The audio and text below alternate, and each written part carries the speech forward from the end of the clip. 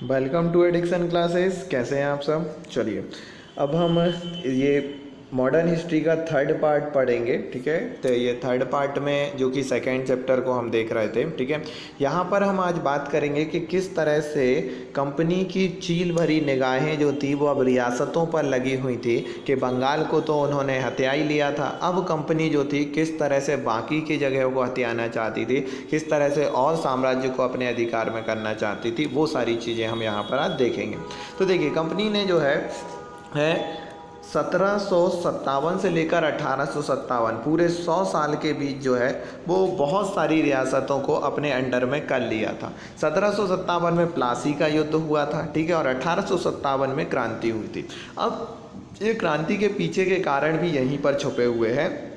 1757 से ही शुरुआत में कंपनी ने रेजिडेंट ही बनाई। तो रेजिडेंट होते क्या थे उस पर हम बात करते हैं कि रेजिडेंट क्या थे। तो रेजिडेंट एक सेना की टुकड़ी होती थी जो कि किसी भी रियासत में छोड़ी जाती थी, और रियासत के राजाओं से ये कहा जाता था कि भाई साहब देखिए, आपको कोई भी प्रॉब्लम ये नहीं रहेगी कि आपको सेना एना रखनी है। एक काम कीजिए, आप मस्त हमारी रेजिमेंट को रखिए, ठीक है, उसको खिलाइए पिलाइए, ठीक है, उसका खर्चा उठाइए, बाकी का आपको ना तो उसे प्रशिक्षण देने की ज़रूरत है, ना तो उसको जो है और कोई सैलरी वगैरह, तो बाकी बस तुम्हें उनको रखना है और उसका खर्चा उठाना है, बाकी को और कोई दिक्कत नहीं है। ठीक है, और अब तुम्हारी सेना क्या है, ओल्ड आउटडेटेड हो गई है, हमारी सेना के पास अच्छे आधुनिक हथियार हैं, ठीक है, तो इस कारण से तुम हमारी रेजिमेंट रखो। अब इसका उद्देश्य क्या था? उसका उद्देश्य इनका ये था ताकि रेजिमेंट अगर किसी भी रियासत के यहाँ पर रहेगी तो वो उसके आंतरिक मामलों में भी दखल अंदाजी करेगी, और आंतरिक मामलों में दखल अंदाजी करेगी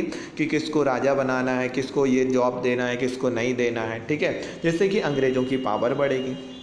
तो ये रेजिमेंट था। ठीक है, तो पहली चीज़ रेजिमेंट रखी उन्होंने। फिर उसके बाद जो है इन्होंने एक और चीज़ लेके आए, सहायक संधि।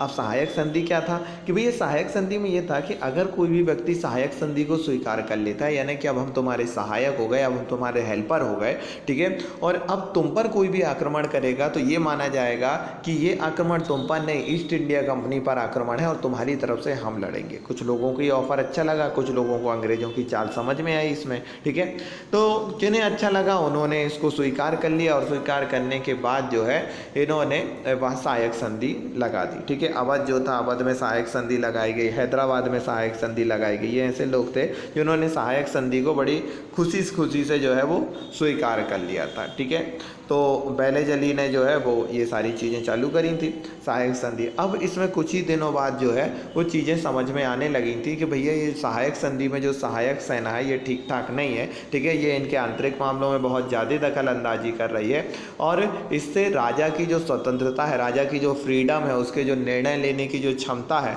वो धीरे धीरे कम होती जा रही है, और राजा को लोग जो है वो ऐसे में तो हल्के में लेने लगेंगे। तो इस तरह से शुरुआत में इन्होंने सहायक संधि के द्वारा जो है रियासतों को हड़पा। अब बात करें टीपू सुल्तान जैसे लोगों की। ठीक है, तो टीपू सुल्तान के पहले जो है इनके पिताजी हैदर अली जो थे वो और महान थे। ये एक्चुअल में आज के केरला वाले क्षेत्र में, और केरला और कर्नाटक का जो एरिया है इस क्षेत्र में इनका शासन था। ठीक है, तो जो केरला वाला क्षेत्र है, यानी कि ये इंडिया है, तो ये वाला जो क्षेत्र ये मालाबार का तट कहलाता है। ठीक है, तो ये मालाबार के तट जो है वो बिजनेस के पर्पज़ से बहुत ज़्यादा यूज़फुल था। मालाबार के तट में मसाले मिलते थे, ठीक है, गर्म मसाले वाला क्षेत्र था, यहीं से जो है वो सूती मलमल कपड़ा मिलता था। तो इस कारण से ये जो मालाबार का तट था यहाँ का बिजनेस बहुत प्रॉफिटेबल था। तो हैदर अली ने क्या किया कि अंग्रेज़ों से साफ मना कर दिया कि यहाँ से तुम बिजनेस नहीं करोगे। ठीक है, अंग्रेज़ दिल में ला गए। फिर उसके बाद वहाँ के व्यापारियों से भी बोल दिया उन्होंने, वहाँ के लोगों से बोल दिया तुम अंग्रेज़ों के साथ बिजनेस मत करो। ठीक है, क्यों? क्योंकि वो अंग्रेज़ों को शक्तिशाली नहीं देखना चाहते थे। ठीक है, हैदर अली, और ये उनकी दूरदृष्टिता थी, लंबा सोचते थे ये। अब ये चीज़ें जब पता चली तो ये तिलमिला गए, और इन्होंने कहा नहीं, अब हमें हैदर अली से जो है वो लड़ना पड़ेगा, ठीक है, नहीं तो हमारा काम नहीं बनेगा। और इन्होंने हैदर अली से जो है वो लड़ना चालू किया। ठीक है, प्रथम जो आंग्ल युद्ध हुआ जिसमें आंग्ल मैसूर युद्ध, ठीक है, जिसमें अंग्रेज़ों को मुंह की खानी पड़ी थी। ठीक है, फिर उसके बाद जो है दूसरा आंग्ल, तीसरा आंग्ल हुआ, और इसमें जो है वो पहले और दूसरे में तो हैदर अली रहे, लेकिन बाद में उनकी मृत्यु हो गई। ठीक है, लेकिन फिर दूसरे, तीसरे, चौथे में जो है वो टीपू सुल्तान ने कार्यभार संभाला। ठीक है, लेकिन टीपू सुल्तान अंग्रेज़ों के सामने इतना टिक नहीं पाए। हाँ, यहाँ पर एक चीज़ इंपॉर्टेंट है जो तो आपके यूपीएससी जैसे एग्ज़ाम के लिए बहुत काम की है, कि मालाबार के तट से जो व्यापार होता था वो चीज़ें आपको याद रखनी चाहिए।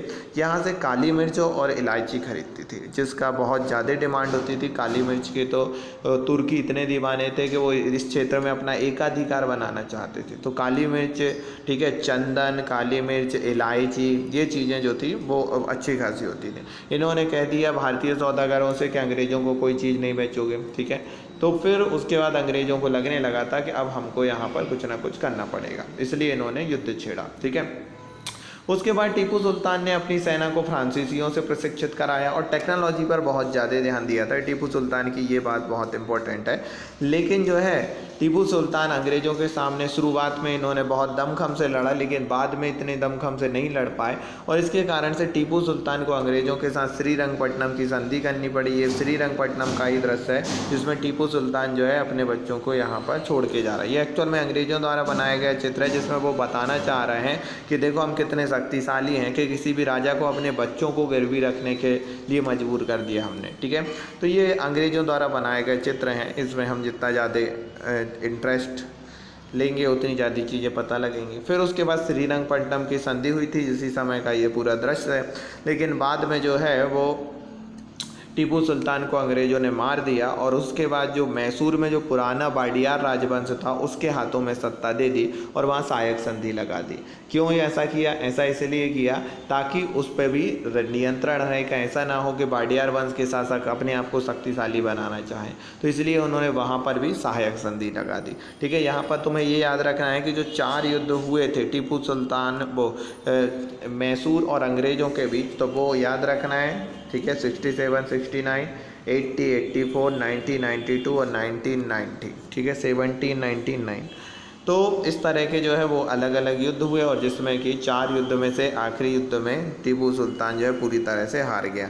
यहाँ पर आप ये देखिए, ये जो शेर है, ये शेर में आप चाबी भरोगे तो ये शेर आवाज़ करेगा। ठीक है, और अंग्रेज ये जो नीचे अंग्रेज अधिकारी है उसके चीखने की आवाज़ आएगी। ये अंग्रेज़ों ने ले गए और अब म्यूज़ियम में रखा हुआ है। ठीक है, कहाँ पर? इंग्लैंड में। तो इस तरह से मराठों के साथ जो है वो युद्ध खत्म हुआ। वो सॉरी, मराठा बोल रहा, मैसूर के साथ। मैसूर आज का कर्नाटक है। फिर उसके बाद मराठाओं से लड़ाई हुई। जब मराठाओं से लड़ाई हुई इनकी, तो मराठाओं से लड़ाई में क्या हुआ कि शुरुआत में जो मराठा शासक थे वो मराठा शासक बड़े दमखम से लड़े। देखो शुरुआत में यहाँ छत्रपति थे, छत्र शिवाजी का नाम सुना होगा। शिवाजी ने ही मराठा साम्राज्य की स्थापना करी। शिवाजी के मरने के बाद जो है कुछ शासक रहे, लेकिन फिर उसके बाद जो है ये सत्ता उनके प्रधानमंत्रियों के हाथ में आ गई। प्रधानमंत्री जिन्हें पेशवा कहा जाता था, छत्रपति ने जो है वो पेशवा को ये अधिकार दे दिए कि वह सारे निर्णय खुद ले सकता है। अब पेशवा शक्तिशाली होने लगे थे। उसके बाद जो मराठा थे वो अलग अलग भागों में बढ़ गए। गायकवाड़ जो कि गुजरात के हैं। ठीक है, सिंधिया जो ग्वालियर के हैं, फिर उसके बाद होलकर जो कि इंदौर के हैं। ठीक है, और पुणे में जो थे वो पेशवा, और पेशवा इन सभी का प्रमुख होते थे। इनका एक मंडल था जिसे तुम राष्ट्रमंडल, राज्य मंडल कह सकते हो। ठीक है, इस राज्य मंडल में पेशवा, गायकवाड़, होलकर ये सभी शामिल थे। ठीक है, और संगठित रूप से रहते थे।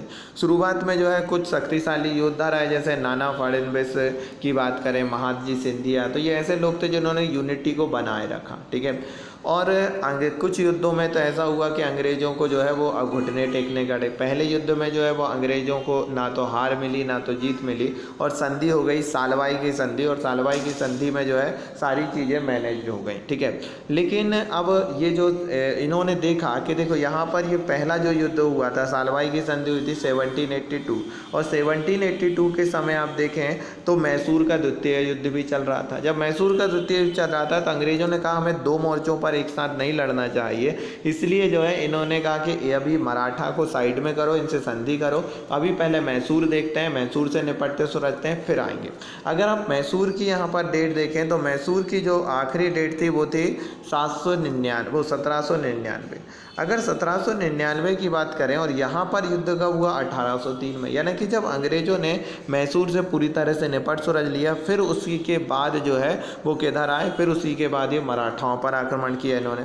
और मराठाओं पर इन्होंने आक्रमण किया 1803 से 1805 में, एक नहीं इन्होंने कई बार इनसे लड़ा, ठीक है। फिर उसके बाद शुरुआत में इन्होंने जो दूसरा युद्ध हुआ था उसमें उड़ीसा और यमुना क्षेत्र इन्होंने छुड़ा लिया, फिर उसके आगरा दिल्ली वाले क्षेत्र भी इन्होंने ले लिए थे। फिर अगला जो मराठा युद्ध हुआ था वो हुआ था 1817 से 1819 के बीच, ठीक है। और इसमें क्या हुआ कि इसमें मराठाओं की सत्ता को पूरी तरह से कुचल दिया गया, जो पेशवा थे उसे पेंशन देकर कानपुर में पटक दिया गया, ठीक है। उसके बाद उनका लड़का विद्रोह में शामिल होगा, नाना साहेब, जो कि कहेगा कि हमको भी पेंशन दो, लेकिन अंग्रेज़ देने से मना कर देंगे, ठीक है।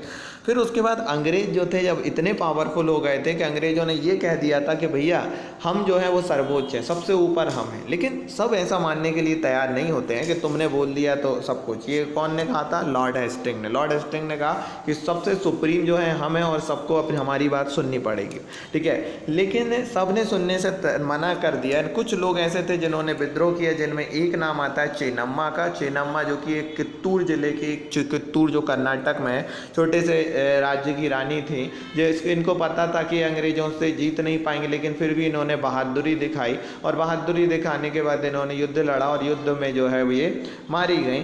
फिर उसके बाद जो है इसी युद्ध को आगे बढ़ाया चेन्नम्मा, ठीक है।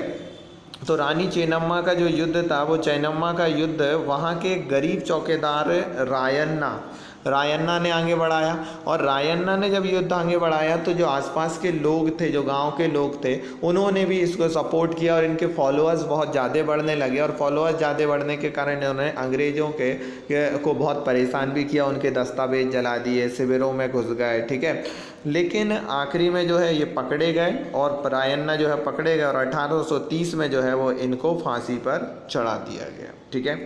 तो यहाँ पर हमने 3 मोर्चों पर चीज़ें देखी थी। अब भी कहाँ पर? अभी हमने सबसे शुरू में हमने देखा कि अंग्रेज़ों ने जो है वो रेजिडेंट बनाई, फिर उसके बाद सहायक संधि बनाई, फिर उसके बाद इनकी चीर भरी निगाहें मैसूर पर गड़ गई थी। फिर मैसूर के गड़ने के बाद इन्होंने मराठा पर ध्यान दिया, मराठाओं को तबाह किया। उसके बाद छोटे छोटे राज्यों को भी अपने अंडर में करना चाहा, ठीक है। फिर 1830 में जो है इन्हें ऐसा लगने लगा था कि कहीं ऐसा ना हो कि रूस का प्रभाव इतना बढ़ जाए कि बढ़ते बढ़ते ये अफ़गानिस्तान तक आ जाए और अफ़गानिस्तान से सीधे भारत पर अटैक कर दे, ठीक है। और अंग्रेज़ों के हाथ से इतना शानदार उपनिवेश चला जाए। तो ऐसी कोई चीज़ ना हो, इससे पहले इन्होंने कहा कि हमें अफ़गानिस्तान पर अधिकार कर लेना चाहिए। क्यों?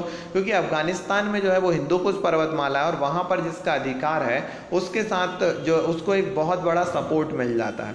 तो अंग्रेज़ों ने जो है वो अफ़गानिस्तान पर अधिकार करने के लिए अपनी सेना पहुंचा दी अफ़गानिस्तान, ठीक है। और जब अफ़गानिस्तान अपनी सेना पहुंचा दी, वहाँ पर एक कठपुतली शासक को इन्होंने बिठाल दिया जैसे तैसे करते। लेकिन इनकी इच्छा थी पंजाब वाले क्षेत्र में, लेकिन पंजाब वाले क्षेत्र में राणा रणजीत सिंह थे और रणजीत सिंह के सामने जो है इनकी ज़्यादा बोलती खुलती नहीं थी। तो इस कारण से पंजाब में उस समय कोई छेड़छाड़ नहीं की इन्होंने। लेकिन अगर बात देखो यहाँ अफ़गानिस्तान की बात करें तो अफ़गानिस्तान वाले क्षेत्र में जो है इन्होंने कब से कब तक अधिकार कर लिया था? 1838 से लेकर जो है इन्होंने 1842 तक इन्होंने यहाँ पर अधिकार कर लिया था, ठीक है। अब हम बात करें अगर कि जब ये कहाँ पर अधिकार किया था, ये अधिकार जो इन्होंने किया था वो किया था इन्होंने अफ़गानिस्तान वाले क्षेत्र में, ठीक है। फिर उसके बाद 1843 की अगर बात करें तो वहाँ सिंध वाले क्षेत्र पर भी इनका कब्जा हो गया, ठीक है। लेकिन पंजाब की बात करें तो पंजाब में इनका अधिकरण कब हुआ? जब रणजीत सिंह नहीं रहे, उसके बाद 1849 में जो है वो यहाँ पर इनका अधिकार हुआ, ठीक है। तो इस तरह से जो है इन्होंने पंजाब और अफ़गानिस्तान वाले क्षेत्र को भी हड़प लिया। अब हम बात करें कि इन्होंने फिर उसके बाद लॉर्ड डलहौजी ने एक नीति लेके आया जिसको कहा जाता है विलय की नीति। विलय की नीति में एक्चुअल भी जो ये आखिरी ऐसी नीति थी जिसने विलय किया। विलय की नीति में दो चीज़ें थी। पहला जो चीज़ें थी वो दत्तक प्रथा थी, ठीक है। दत्तक प्रथा की अगर बात करें, गोद लेने की प्रथा, तो दत्तक प्रथा को ख़त्म कर दिया गया था और कहा था कि जिस राजा की खुद की संतानें नहीं है उसको अब गोद लेने का अधिकार नहीं है, ठीक है। अब इससे जो है बहुत सारे लोग मुसीबत में आ गए थे। सतारा, झांसी, नागपुर, उदयपुर, ये लोग मुसीबत में आ गए थे, ठीक है। फिर उसके बाद दूसरी चीज़ की गई कि हम कुशासन के आधार पर जो है किसी को भी हटा सकते हैं। हमको अगर लगा कि किसी का शासन ठीक ठाक नहीं चल रहा है तो हम जो है वो उनको हटा भी सकते हैं। तो यहाँ पर आप देखिए सतारा, संबलपुर, उदयपुर, नागपुर, झांसी ये ऐसी हैं जिन्हें कि सिर्फ जो है उनके दत्तक पुत्र के आधार पर हड़प लिया गया। और अवध में तो बहुत ही गंदा हुआ। अवध के शासक अच्छा था और अंग्रेजों ने ये आरोप लगाया कि ये शासन ठीक से नहीं कर पा रहे हैं, ठीक है। इस कारण से हम इनसे अपना राज्य लेते हैं, वो इनसे जो है इनका राज्य लेते हैं, ठीक है।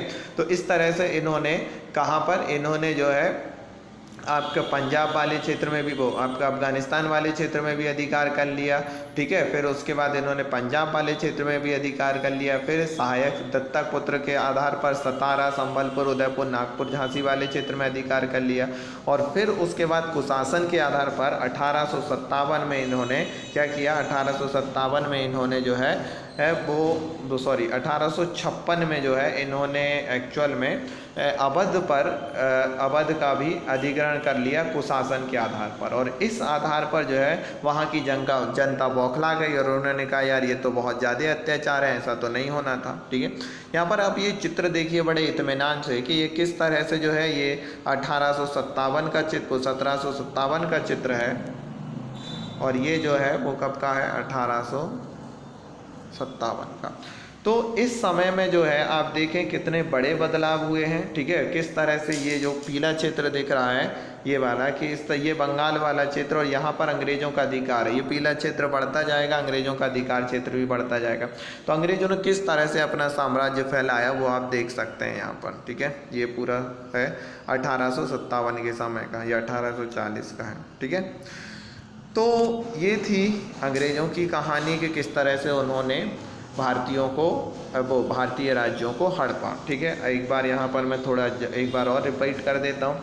अगर बात करें तो अंग्रेज़ों ने शुरुआत में रेजिडेंट रखी, रेजिडेंट के बाद इन्होंने सहायक संधि लेके आए। सहायक संधि से जब इनका पूरा काम बनने लगा फिर इन्होंने कहा कि अब हम सर्वोच्च हैं, सुप्रीम है। सुप्रीम का विरोध किया रायन्ना ने, ठीक है, और चेन्नन्ना ने। फिर उसके बाद जो है इन्होंने विलय नीति लेके आए। डलहौजी ने विलय नीति लेके आए और विलय नीति के अंतर्गत डलहौजी ने ये बोल दिया था कि दत्तक पुत्र के आधार पर जो है हम किसी के भी राज्य को हड़प सकते हैं और जो है दूसरा कुशासन के आधार पर, ठीक है। चलो, तो ये सारी चीज़ें हमने देखी। तो अब हम नेक्स्ट वीडियो में देखेंगे कि किस तरह से अंग्रेज़ों ने नए शासन व्यवस्था स्थापित करी, कौन से नियम कायदे बनाए, किस तरह से बनाए, उन सभी चीज़ों के बारे में हम बात करेंगे नेक्स्ट वीडियो में। चलिए, तब तक के लिए थैंक यू, बाय बाय, खुश रहिए। और अगर चैनल अच्छा लगे वीडियो तो इसे लाइक कीजिए, शेयर कीजिए और सब्सक्राइब कीजिए।